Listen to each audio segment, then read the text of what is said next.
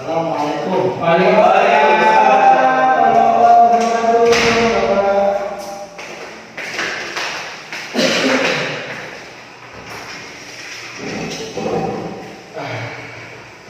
Bismillahirrahmanirrahim. Alhamdulillahirabbil alamin wassalatu wassalamu ala asyrofil anbiya'i wal mursalin wa ala alihi washabihi ajmain.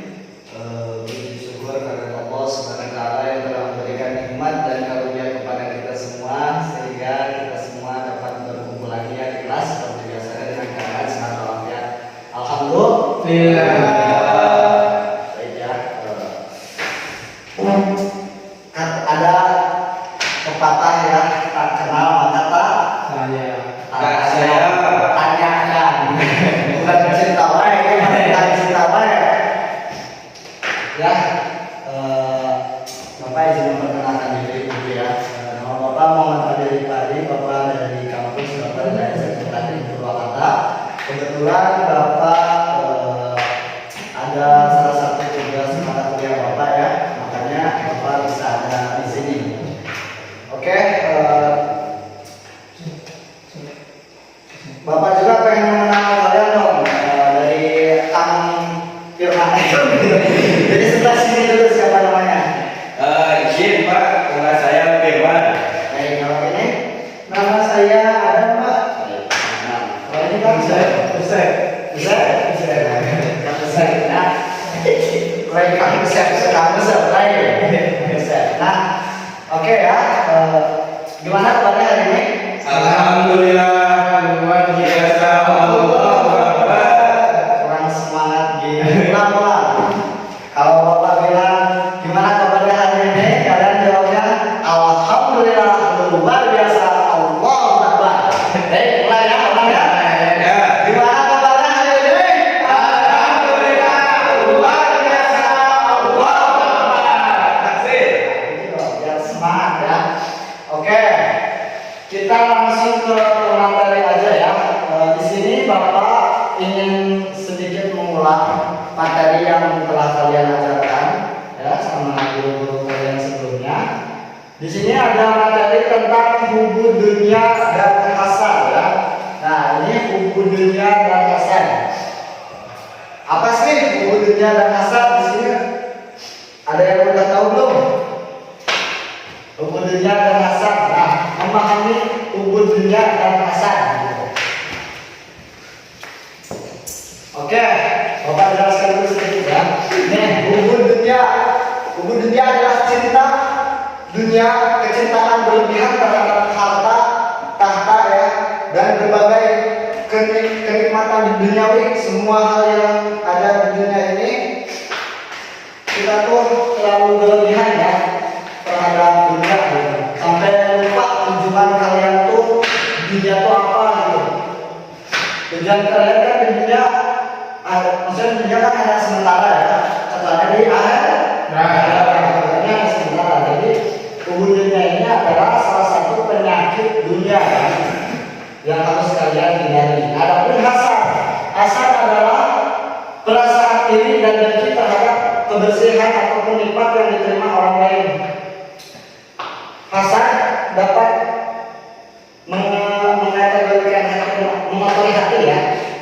Hasan itu dapat mengotori hati kalian dan memicu perbuatan buruk. Nah, ini adalah hasan buruk. Jadi jangan sampai kalian tuh mempunyai sifat hasan, mempunyai sifat iri terhadap orang lain ataupun dengki yang tidak boleh.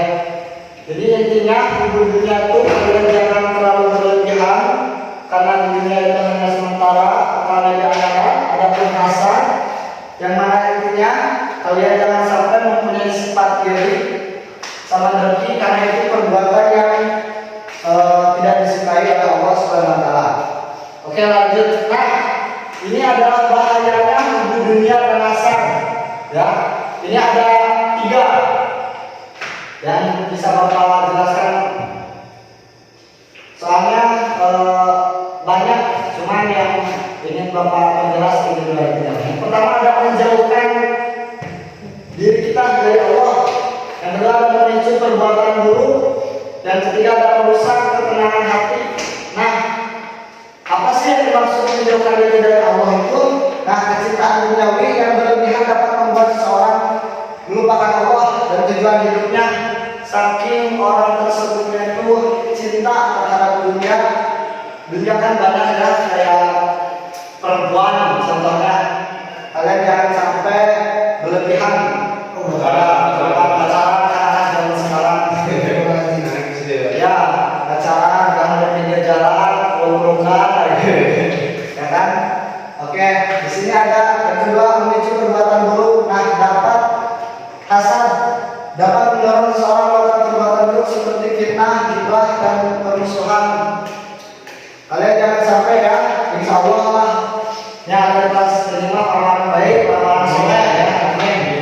Jadi kalian insya Allah tidak ada, tidak mempunyai sifat-sifat hasad ya, ataupun hubungan dunia. Nah, tidak ada merusak ketenangan hati.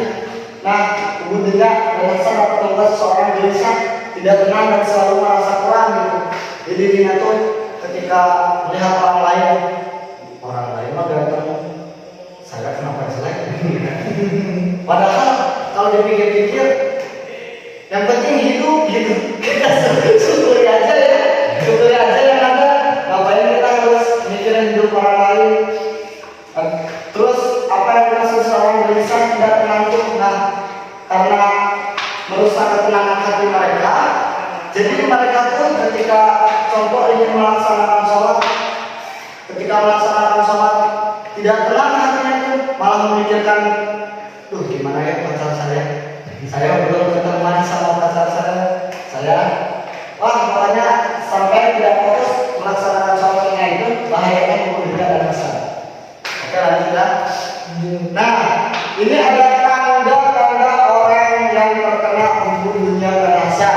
Yang pertama adalah selalu merasa kurang, yang kedua iri kepada orang lain, ketiga sering berkeluh kesah, sering egois dan sombong gitu ya. Nah, coba bapak yang tanya gitu ya, selalu merasa kurang, berikan contoh orang yang selalu merasa kurang. Coba Kang Asep, tadi kita Kang Asep, ya Kang Asep. Nah, orang yang selalu merasa kurang itu berikan contoh seperti apa? Orang yang kurang bersyukur atas apa yang dikasih ada orang bersyukur atas pemberian Allah ya. Nah, itu adalah salah satu contoh selalu orang yang selalu merasa kurang, belum puas ya. Semuanya selalu merasa kurang. Padahal terkadang kan ada yang menerima kita apa adanya ya. Jadi jangan terus merasa kurang. Yang kedua ada iri kepada orang lain. Nah, sikap iri, orang lain punya mobil bagus, orang lain punya motor bagus, orang lain punya pacar cantik, iri weh. Teman mun orang membuka sikap iri teh ulah ya. Jadi kudu menerima padanya ya, lebih ke menerima padanya. Batemah buat kamu beres, batemah buat pelajaran, batemah buat pertukaran berdoa, sipiknya orang masa ayana we, ya, arek motor leher oke, gaskeun, iya lah terus neko. Nah, yang ketiga sering berkeluh kesah. Coba Kang Adam berikan contoh orang yang sering berkeluh kesah itu seperti apa? Contohnya mungkin sering ngeluh ya, sering ngeluh. Ketika diberi nikmat tidak pernah merasa cukup. Nah, jadi sering berkeluh lah ya. Galau, kalau bahasa Jawanya itu galau. Nah, ada yang keempat ada egois dan sombong. Nah, kemarin adalah orang yang lain menganggap dirinya lebih baik, sombong. Kemarin coba Kang Firman berikan contoh orang yang egois dan sombong. Egois mungkin memaksakan apa yang menurut dia benar dan tidak mendengarkan apa pendapat dari orang lain. Mungkin kalau sombong itu tidak melihat orang lain lebih baik daripada dirinya dan menganggap rendah orang lain. Nah, betul sekali ya. Ini barusan yang dikatakan oleh Kang Firman, betul sekali. Egois itu terkadang yang satunya tidak mau mengalah ya kan? Ya, betul. Apalagi kalau di zaman sekarang yang pacaran pasti, contohnya banyak banget lah.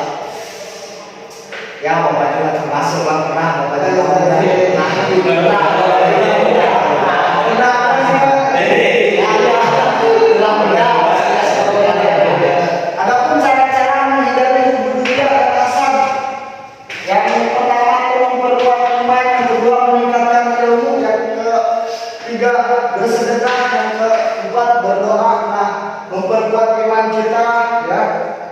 Kita kalau bisa harus membiasakan diri untuk apa yang Allah perintahkan, kayak dengan sholat, puasa, zakat itu kita harus bisa membiasakan itu semua, ya, karena itu memperkuat iman kita ketika kita ingin melaksanakan maksiat itu, jadi kita cepat teringat kepada Allah Subhanahu wa Ta'ala.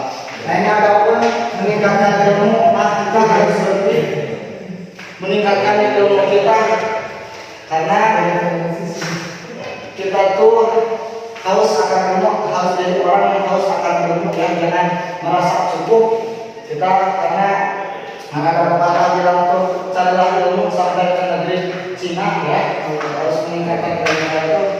Jadi jangan sekarang kalian merasa saya udah bisa ini, saya mau, jangan seperti itu, ya. Nah, yang keempat ada yang tidak ada bersedekah. Kalian sudah bersedekah gak? Sudah Pak. Tidak boleh disebutkan. Masuk ya, bersedekah tidak. Nah, keempat berdoa. Kalian percuma kalau misalkan sholat terus kalian ini tapi tidak diiringi dengan doa, ya, apalagi teruntuk orang tua kalian harus mendoakan orang tua kalian. Oke? Nah, di sini ada keutamaan zuhud, ya, dan qanaah. Yang pertama ada zuhud, nah, menghilangkan kesedihan yang tadi dan kekecewaan, qanaah menumbuhkan ketenangan dan kepuasan hati. Yang ketiga ada keduanya adalah mendekatkan diri kepada Allah Subhanahu wa Ta'ala. Oke. Memahami hikmah ujian dan cobaan. Nah, menghapus dosa. Ujian dan cobaan dapat menghapus dosa-dosa. Yang kedua, meningkatkan derajat kalian. Allah akan mengangkat derajat orang yang sabar menghadapi ujian. Karena manusia itu tidak ini, ya, pasti semua orang punya ujiannya masing-masing, ya, walaupun berbeda-beda. Jadi kalian harus tetap sabar. Insya Allah Allah juga akan naikkan derajat kalian.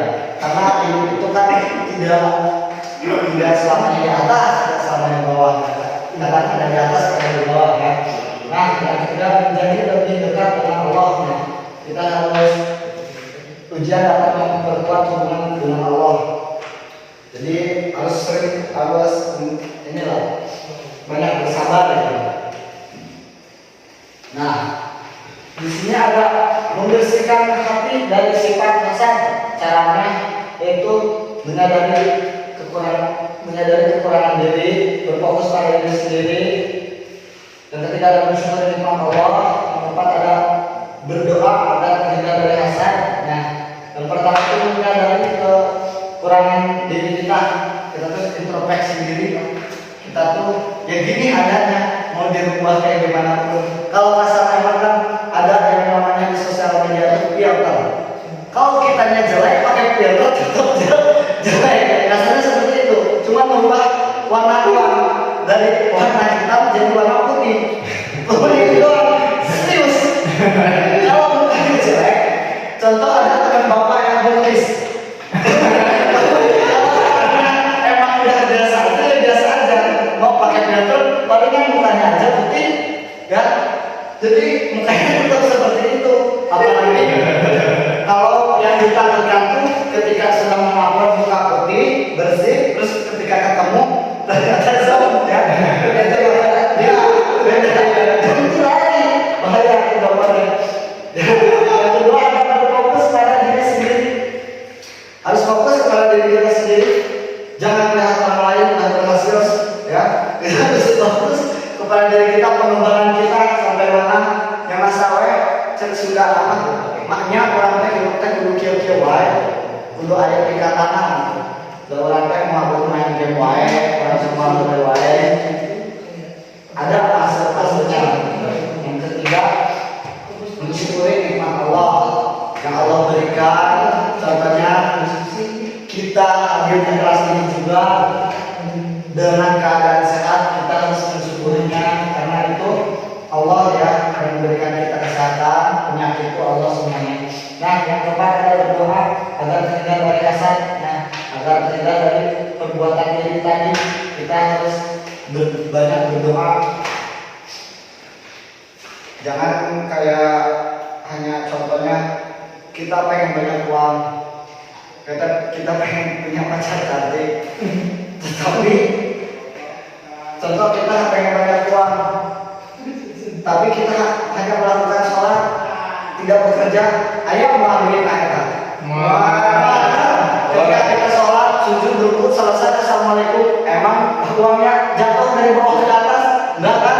Kita harus dijalankan dengan ikhtiar ya. Kita bekerja, tidak hanya cukup berdoa saja. Ayo orang doa di masjid kira dari berpijak dotan. Udah malah doa, oke lanjut ya. Keutamaan bersyukur dan menerima. Yang pertama ketenangan hati. Kita kalau udah mempunyai rasa bersyukur dan tidak merasa kurang tuh, hati kita tuh jadi merasa tenang terus, kemana-mana, tenang. Apalagi kita ketika kita dimanapun kita berada, kita juga harus ingat sholat ya. Jadi biar tenang. Beda, tapi beda juga ya kalau misalkan sholat, kita selesai sholat tapi masih punya hutang. Kata mereka tenang, masih pikirannya. Dan bapak kesami. Yang kedua ada kebahagiaan. Syukur ini mengatakan mendatangkan kebahagiaan. Kita tuh harus bersyukuri ya. Kita punya pacar mau gendut, mau tobat di sini yang dimaksud bapak tobat berutang. Tobatan nafsu. Kita harus tobat. Dan sebenarnya bapak juga pengen mati dengan keadaan tobat brutal. Ya, jangan salah kaprah kalian sudah dewasa. Oke, keberkahan. Allah akan melimpahkan keberkahan bagi orang yang bersyukur. Ketika kalian mensyukuri nikmat yang ada, tidak muluk-muluk ya Allah, insya Allah akan melimpahkan rezeki kalian. Apapun lah yang membuat ini ya, pokoknya Allah akan memberikan kalian nikmat jasmani dan rohani. Nah, di sini ada langkah-langkah praktis, ya, langkah-langkah praktis menanamkan sifat zuhud, ya. Yang pertama menyadari hakikat dunia, dua mencari kebahagiaan di akhirat, ya. Yang ketiga melatih diri untuk sederhana, jangan banyak gaya tapi nggak ada isinya. Kurang mah tadi orang jadi pakai pelajaran, tapi ketika cara kita saya pengen beli itu, aduh dompetnya hilang, dompetnya nggak ke bawah, saya lupa, malu kan kalau kayak gitu banyak gaya doang. Nah, yang keempat ada bersedekah dengan ikhlas. Nah, di sini kalian suka bersedekah kan? Ikhlas kan? Bukan, Ada terpaksa. bersedekah teh kayak mana di sosial media, kayak kemarin kasus tukang es ya, dan gus ya, kasus yang bapak lihat dan yang bapak pandangi dari kasus tersebut, ada sebagian konten kreator itu yang bersedekah kayak mengasih itu karena ada biar FYP ataupun biar apa ya, malah itu menjadi dampak buruk ya bagi tukang es. Jadi semuanya itu pada gagal es, berharap minta dikasihani, berharap bisa kena. Itu nggak boleh. Itu ada sebagian ikhlas gitu. Jadi memberikannya tanpa ada inilah ya, tanpa diperlihatkan gitu. Nah, itu adalah contoh bersedekah dengan ikhlas ya. Oke, mungkin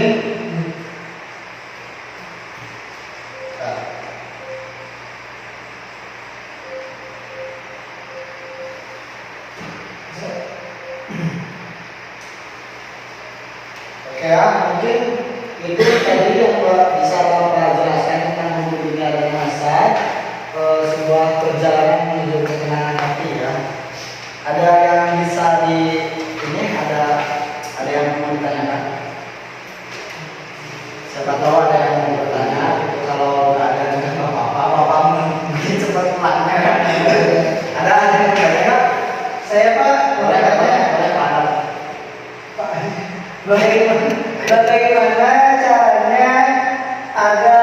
kita terhindar dari sifat dunia ya. Kemudian dia apa? Nah ya, dunia ya, saya kan dunia tuh pertengahan kata itu cara menghindarinya gitu ya, menghindari dari perbuatan-perbuatan dia agar kita tuh tidak terlalu berlebihan lah mencintai dia. Yang pertama mungkin menurut Bapak ya, kalau ada yang salah maaf ya sih. Yang mungkin pertama kalian harus banyak belajar lagi ya ilmu agama, karena banyak ya di dalam ilmu agama itu menjelaskan tentang bukan hanya dunia doang, karena ada ya akhirat juga. Kita tuh intinya kita harus seimbang ya, hidup kita tuh di dunia sama kita tuh harus mementingkan dua-duanya gitu. Karena kalau tidak mementingkan dua-duanya, ya di dunia kita butuh uang, di akhirat kita butuh ilmu ya, butuh amal, butuh ilmu, amal kebaikan. Nah jadi kita harus bisa menyeimbangkan ya, agar kita tidak berlebihan mencintai dunia, agar kita tidak berlebihan kepada seseorang. Kalau contoh hal kecilnya seperti itu, terkadang kan memang banyaknya sekarang itu yang kayak ya mencintai seseorang itu berlebihan sampai effort ke Bandung gitu ya, udah gajian langsung ke Bandung. saya juga ada teman saya, nggak saya sebutin, ada teman saya dia gajian itu langsung tidak mementingkan dirinya gitu. Inisialnya itu Pak, inisialnya M ya, inisialnya Muflis. Dia apa-apa tuh gajian langsung tidak mementingkan dia ke depannya seperti apa. Belum tentu juga kan belum tentu jodoh dia gitu. Jangan sampai kayak gitu lah, ternyata insya Allah ya anak-anak baik, semuanya soleh-solehah ya. Baik. Mungkin cukup sekian ya penjelasan atau pemaparan dari Bapak. Kurang lebihnya nanti bisa ditanyakan lewat WA ataupun gimana ya, di luar jam Bapak ya, boleh ya. Ya, mungkin cukup sekian ya pertemuan pada hari ini. Kurang lebihnya mohon dimaafkan, kesalahannya mungkin dari Bapak sendiri ya. Jangan diambil keburukannya ya. Keburukannya itu dari tulis. Mungkin sampai sini saja penjelasan dari Bapak mengenai dunia dan Hasan. Wabillahi taufiq wal hidayah. Assalamualaikum warahmatullahi wabarakatuh.